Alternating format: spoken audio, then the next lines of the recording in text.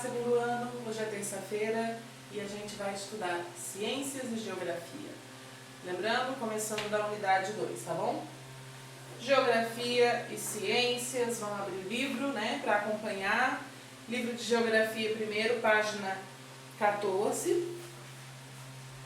Deixa eu ver se é isso mesmo. Aparentemente é. Tá? Página 14. Confere aí se tá certo, mas acho que tá sim.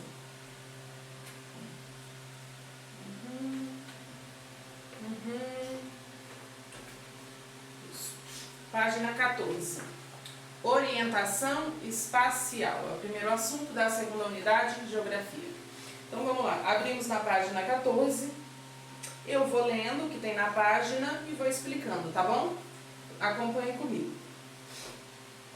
Orientação espacial. No dia a dia, as pessoas se relacionam com diferentes espaços, como casa, escola, trabalho, etc. E para que haja o deslocamento entre um espaço e outro, é necessário seguir uma orientação. Objetos e elementos naturais podem auxiliar nessa orientação, servindo como pontos de referência. Por ocupar diferentes posições no céu ao longo do dia, o Sol, por exemplo, serve como referência de orientação, representando direções também chamadas de pontos cardeais, que podem ser identificadas através da utilização do próprio corpo. Então vamos lá, à frente do corpo localiza-se o norte. Estendendo o braço direito na direção onde o Sol nasce, que é chamado de nascente, localiza-se o leste. Estendendo o braço esquerdo na direção onde o Sol se põe, que se chama poente, localiza-se o oeste. Na parte de trás do corpo, localiza-se o sul. Continuando lá. Além dos pontos cardeais, existem os pontos colaterais, que resultam da junção de dois pontos cardeais. Os pontos colaterais são o noroeste, que fica entre o norte e o oeste, o nordeste, que fica entre o norte e o leste, o sudeste, que fica entre o sul e o leste, e o sudoeste, que fica entre o sul e o oeste. Então vamos lá, olha só. O Sol, ele sempre nasce de um mesmo ponto e ele sempre se põe na mesma direção. Ele nasce no leste e se põe a oeste. Dependendo da localização da nossa casa, a gente vai ver o Sol nascer num lugar diferente, dependendo da direção para onde está virada a nossa casa. Então, ainda que eu mostre aqui onde fica o leste, né, na minha direção da localização da minha casa, pode não ser a mesma da sua. Então, uma coisa bem interessante é toda manhã, por exemplo, para você entender melhor, se você acordar cedinho de manhã para ver o Sol nascer, ou pouco tempo depois que o Sol tiver nascido, você vai conseguir identificar de que direção ele nasceu. E quando for de tardezinha, que ele estiver indo embora, você vai conseguir olhar para que direção ele está se pondo. Então, quando o Sol estiver nascendo, de manhã bem cedinho, se você acordar, e o Sol estiver vindo, por exemplo, daquela direção, você vai saber que ali é o leste. Quando for perto da noite, que o Sol estiver indo embora, e você observar a direção que ele está partindo, né, que ele está desaparecendo, porque a Terra está girando, você vai ver que ali é oeste. Sempre que o Sol nasce, ele vem do leste, e sempre que ele se põe, ele vai para o oeste. Então, aqui na minha casa, a direção provavelmente vai ser diferente da sua, por causa da localização das nossas casas e da posição que elas estão viradas, tá certo? Tem casa que fica de costas para o lado que o Sol nasce. Já tem outras casas que estão de frente para o lado que o Sol está nascendo. Mas isso não muda o fato de que sempre de onde o Sol nasce é o leste e onde ele se põe é o oeste, tá bom? Então assim, o norte e o sul, por exemplo, o norte é na frente, né? O livro indica que o norte é na frente do corpo, né? Olhando para frente. Mas se você estiver de frente para o leste, o norte não vai ser na sua frente, obviamente, ele vai ser do outro lado, né? Então, o norte ele tem um ponto, o sul também. Se você estiver de frente para o norte vai ser na sua frente. Mas se você estiver de costas para o norte, ele vai ser atrás de você. Então, tudo depende de para que lado você está virado, tá certo? Então, o Sol, diz aqui, ele é um ponto de referência. Por quê? Se você sabe que o Sol está nascendo, vamos dizer que agora são 6 horas da manhã. O Sol acabou de nascer, né? Faz mais ou menos 1 hora e pouquinho que ele nasceu. Então, você sabe que ele veio dali, né? Vamos supor, o Sol veio daquela direção. E você está num lugar que você precisa chegar em outro, mas você não sabe a direção desse outro lugar. Você percebe que o Sol veio de lá. Então, você sabe que lá é o leste. O sul vai ser para trás, o norte para frente e o oeste para o outro lado. Então, nesse caso, sabendo de onde vem o Sol e para onde ele vai, você consegue saber as outras direções. Por isso que o Sol é um ponto de referência. Você observa a posição do Sol e consegue saber em que direção você está. O Sol é um ponto de referência da natureza, né? O Sol ele é uma estrela, ele é um astro do nosso sistema solar. Então ele faz parte da natureza, ok? E os pontos cardeais, que diz aqui no texto, são justamente as direções: norte, sul, leste, oeste, e os pontinhos, as direções que ficam entre essas. Então, não existe somente o leste, o oeste, o norte e o sul. Existem direções que estão entre eles. Então, entre o norte e o oeste, a gente tem o noroeste. Entre o norte e o leste, a gente tem o nordeste. Entre o sul e o leste, a gente tem sudeste. E entre o sul e o oeste, a gente tem sudoeste. Então, são os pontos cardeais que ficam entre o sul, o norte, o leste e o oeste, ok? Então, ó, são 4 pontos cardeais principais, que é norte, sul, leste, oeste, e aí temos mais 4 outros pontinhos que ficam entre esses. Aí no seu livro dá para você detectar a direção deles. Dá para você entender para que lado é cada um deles. Você vê ali onde é o nordeste, onde é o sudeste, onde é o sudoeste e onde é o noroeste. Ali você tem na sua página do livro uma bússola. E o que é uma bússola? A bússola e a rosa dos ventos permitem a visualização dos pontos cardeais e colaterais, sendo importantes instrumentos para a orientação espacial. Então veja só, a bússola é um objeto que foi inventado para localização, certo? E a bússola sempre aponta para o norte.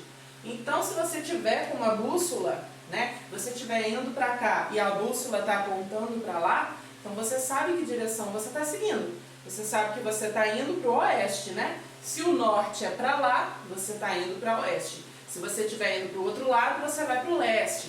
E assim você vai se localizando. A bússola sempre vai apontar para o norte. Então se você quiser ir para o norte, você tem que seguir a direção da bússola, tá bom? Aí ali, Rosa dos Ventos. A Rosa dos Ventos é um desenho que aparece em todos os mapas e também nas bússolas, que tem ali os pontos cardeais e também os colaterais. A Rosa dos Ventos está ali no finalzinho da página. Esse é o nome desse desenhozinho, tá? Rosa dos Ventos. E ali ela está indicando o norte, o leste, o oeste, o sul e os pontos que ficam entre eles, que nós chamamos de colaterais, tá bom? Virando a página, página 15 tem atividade. Então, vocês vão responder a atividade do livro, né? Quem tiver o livro. Quem não tiver o livro vai responder somente as atividades da plataforma, tá? Página 15 e 16 tem atividade também. E só, né? A partir da página 17 já é outro assunto, tá bom? Então vamos lá, fazer as atividades sobre esse assunto. Então, são bem pouquinhas, né?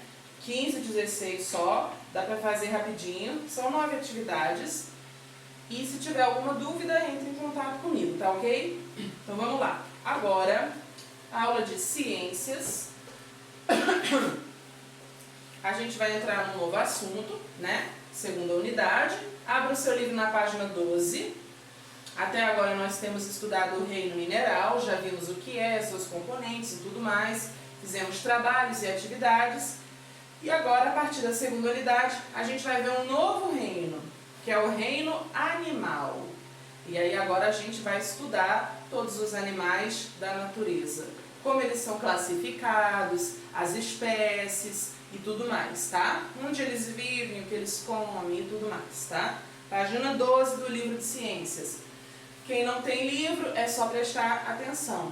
Fica atento, que eu vou ler o que está aqui na página, tá? O reino animal. O reino animal é formado por uma variedade de seres vivos, incluindo o ser humano. Eles podem ter formas e tamanhos muito variados e podem viver em lugares diferentes, como nas florestas, nos campos, nos mares e até nas nossas casas. Por exemplo, se você tiver um animal de estimação, ele vive na sua casa, né? Se você tiver um passarinho, um cachorro, um gato, um porquinho da Índia, seja lá o animalzinho que você tenha, né? Então, olha lá. O reino animal pode ser dividido em dois grupos, os vertebrados e os invertebrados. Então, vamos entender o que são animais vertebrados e o que são animais invertebrados. Um é o contrário do outro, tá? Os animais vertebrados possuem uma coluna vertebral. Isto é, tem um esqueleto ósseo, como o cachorro e o homem, ou cartilaginoso, como as arraias e os tubarões. Então vamos lá. Os animais vertebrados são os animais que possuem coluna vertebral, por isso o nome vertebrados, que é de coluna vertebral, e que tem ossos, eles têm um esqueleto. Assim como nós temos um esqueleto, esses animais também têm, né? E esse esqueleto pode ser ósseo, ou seja, de osso, ou cartilaginoso, ou seja, de cartilagem. É como se fosse uma espécie de osso, só que mais molinho. Ele é diferente. A cartilagem é molinha, ela é, vamos dizer assim, dobrável, por exemplo. Uma arraia, ela é mais molinha, ela consegue fazer movimentos e se dobrar, porque ela é feita de cartilagem. A gente tem cartilagem no nosso corpo. Vou dar alguns exemplos. A orelha. Essas partes durinhas aqui, ó, da orelha, você pode tocar na sua orelha agora e perceber que as partes mais durinhas, sem ser a pele, né, ainda são molinhas, ó. A gente pode fazer assim, ó, e ela se dobra. Isso aqui é cartilagem, tá? A nossa orelha, ela é formadinha de cartilagem. Essa coisinha molinha aqui, tá? É cartilagem. O nariz também, ó. O nariz também é formado, o nariz tem um ossinho aqui, mas aqui ele tem cartilagem, tá? Então a cartilagem é mais molinha. E aí as arraias e os tubarões não têm ossos, mas têm cartilagem. Aí quando você quiser lembrar o que é cartilagem, você pega na orelha e sente. É molinha, é diferente de um osso. Tá vendo? Então vamos lá. Continuando. Ali no livro tem um exemplo, né, de um esqueleto de um gato, uma imagem. Eu vou mostrar para quem não tem livro. Tem aqui, é que está escura a câmera, mas aqui é um esqueleto de um gato. Todos os ossinhos dele. A coluna vertebral é o eixo central do esqueleto, responsável por sustentar o corpo dos animais vertebrados. Ela é formada por um conjunto de ossos chamados de vértebras. Os vertebrados são divididos em 5 grupos, formados de acordo com as semelhanças entre os animais. Conheça-os a seguir. Então, a gente vai ver os animais vertebrados, né? Quais são esses? Quais são os 5 grupos de animais vertebrados que existem na natureza. Os peixes, primeiro grupo. Os peixes nascem de ovos, que na sua maioria se desenvolvem fora do corpo da fêmea. Eles nadam, vivem e respiram dentro da água. A maioria tem o corpo coberto de escamas e se locomove por meio de nadadeiras. Então ali tem uma imagem de um peixe, né? Animais ovíparos são aqueles que se desenvolvem fora do corpo da mãe, em ovos. Então, não esquecer, o peixe é um animal ovíparo porque ele cresce fora do corpo da mamãe, dentro de um ovo, certo? Todos os animais que crescem no ovinho, fora do corpo da mamãe, são chamados ovíparos, ok? A gente, por exemplo, cresce na barriga da mamãe, ou seja, dentro do corpo. Então é diferente, esses animais eles crescem fora, até o momento de nascer, né? Eles se desenvolvem fora do corpo, dentro de um ovinho, tá? Continuando, os anfíbios. Anfíbios são animais que vivem tanto na terra como na água. Alguns têm a pele úmida, podendo ser lisa e escorregadia, como os sapos, as rãs, as pererecas, as salamandras e as cobras cegas. Então os anfíbios, né, são os sapinhos, as rãs, e eles vivem tanto na água quanto na terra. Eles podem sobreviver tanto num lugar quanto no outro, certo? O que é a rã? Os anfíbios nascem de ovos que se desenvolvem na água ou em local úmido. Então também são diferentes, eles não crescem dentro do corpo da mamãe. Eles crescem em locais que tem água ou em locais úmidos, né? Que é um local, na verdade, que é molhadinho, né? Ali que crescem a rãzinha, o sapinho e tudo mais, certo? Os répteis agora, ali embaixo. Répteis são animais que têm o corpo coberto de escamas, como as cobras, placas duras, como os jacarés, ou carapaças, como as tartarugas e os cágados. Então aqui tem uma imagem de um cágado. Um cágado é uma espécie de tartaruga, tá? Eu não sei se está dando para ver, se a câmera está pegando. Mas enfim, ali temos um cágado. Cágado é um réptil. E os répteis são cobertos de escamas, como a cobra, as cobras são répteis, né? Placas duras, como os jacarés, então aquela pele, né, verdinha do jacaré bem dura. E as carapaças, como as tartarugas e os cágados. Então, o nome, na verdade, né, do casco da tartaruga, a gente chama de carapaça. Ele é bem duro e isso qualifica que a tartaruga, o cágado, as cobras, né, os jacarés são répteis. Geralmente os répteis são animais que se arrastam. Mudando ali de página, para a página 13, ainda continuando sobre os répteis. Os répteis se reproduzem através de ovos. Eles se arrastam porque não possuem patas ou, quando as possuem, estas são muito curtas. Observam-se essas características em cobras, jacarés, lagartos e lagartixas. Então, os répteis são os animais que se arrastam. E eles se arrastam porque as patinhas são muito curtas. Então, eles não têm como andar em pezinho ou levantadinho como um cachorro, um gatinho. Porque as patinhas são muito curtinhas, tá? E aí ali tem exemplos. As cobras, os jacarés, os lagartos e as lagartixas. A lagartixa também é réptil, tá? Esses são os répteis. Agora, as aves.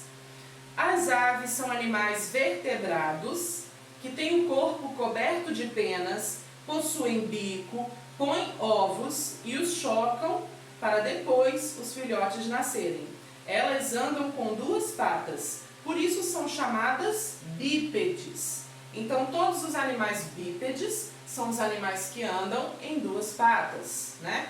Nós, por exemplo, os seres humanos, somos bípedes, porque nós andamos com os dois pés, né? Um beija-flor, que tem ali, né, na página 3 ali, ó, ele é um exemplo de uma ave, né? A maioria das espécies de aves pode voar. Exemplo de uma espécie de ave que não voa, a galinha. As galinhas são aves, mas não voam, tá bom? Próximo grupo, os mamíferos. Os mamíferos são gerados e se desenvolvem dentro do corpo da mãe. Por isso são classificados como vivíparos. Lembra que os que crescem fora do corpo da mamãe são ovíparos. Já os que crescem dentro do corpo da mamãe até nascer são os vivíparos, tá? Não esquecer essas duas palavrinhas. E quando nascem, esses animais alimentam-se com o leite materno. Então, todo animalzinho que cresce dentro da mamãe, ao nascer, ele se alimenta do leite da mamãe. E sim, a gente está incluído aí dentro deste grupo, porque nós crescemos no corpo da mamãe e quando a gente nasce, a gente se alimenta do leite da mamãe. Os mamíferos são animais que geralmente têm o corpo coberto de pelos e vivem na terra ou na água, como o homem, o morcego, o cavalo, o carneiro, a baleia e o coelho. Eles andam, nadam, voam, correm e saltam. Quando tem 4 patas, são chamados de quadrúpedes. Então, quadrúpedes são os animais que andam em 4 patas. Bípedes são os animais que andam em 2 patas, ok? Aí ali tem um exemplo de um mamífero, quadrúpede, né? O elefante. E vamos lá, continuando ali. O homem é o único mamífero que raciocina, isto é, pensa. A baleia é o maior mamífero que vive na água. O elefante é o maior mamífero terrestre, ou seja, que vive na terra. E o morcego é o único mamífero que voa. Então, o morcego, como diz aqui, é o único mamífero que voa, tá? E a baleia é o maior mamífero que vive na água. E o maior mamífero que vive na terra é o elefante, tá bom? Então, ó, esses são, recapitulando, né? Os grupos de animais vertebrados. São os peixes, os répteis, as aves e os mamíferos. Esses animais todos são vertebrados, ok? Então, aí ali, começando na página 13 até a página 14, tem atividade sobre isso. E aí vocês façam, tem pouquinha atividade, e as da plataforma também vão ser pouquinhas, para não ficar muita coisa. Então é isso. Na semana que vem, a gente vai conhecer os animais invertebrados, tá bom? Por enquanto é isso, tá? Da página 12 até a 14. Se for necessário, você releia, né, os textos, observe os animais e tudo mais, ok? E aí faça as atividades do livro, tá? Quem não tem livro, faz as atividades na plataforma, como sempre, tá? Eu volto amanhã e vou ficando por aqui. Por hoje é só. Tchau, beijo.